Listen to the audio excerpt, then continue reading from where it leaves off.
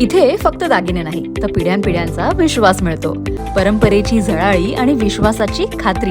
Kailas अडगावकर jewellers, Datta मंदिर bus stop, Nashik road.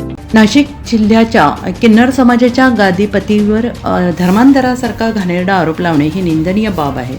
एका किन्नराने हा आरोप केला आहे. आम्ही त्याचे खंडन करतो, असे वैष्णव किन्नर आखाड्याच्या प्रमुख स्वामी हेमांगी सखी यांनी स्पष्ट केलं आहे. मोर्चाला पाठिंबा नसल्याचं त्यांनी म्हटलंय.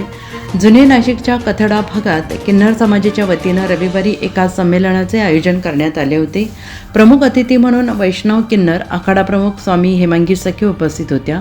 संमेलनापूर्वी सायंकाळी झालेल्या पत्रकार परिषदेत किन्नर समाजाच्या गादीपती सलमा गुरु नायक यांनी तीव्र शब्दात आरोपांचा निषेध नोंदवला. सेवाकार्य करत असताना खालच्या पातळीवर जाऊन माझ्यावर धर्मांतराचा निराधार आणि खोटा आरोप केला गेला आहे. त्या आरोपांचे आम्ही सामूहिकरित्या खंडन करतो, असं त्यावेळी सांगितलं गेलं. यावेळी प्रसंगी आखाड्याच्या महामंडलेश्वर पूजामाई नंदगिरी आई, किन्नर प्रतिष्ठान महाराष्ट्राच्या अध्यक्ष डॉक्टर वैभवी पाटील, मंजुगुरू जगवाले, सारिका किन्नर यांच्यासह जिल्ह्यातील 500 किन्नर उपस्थित होते.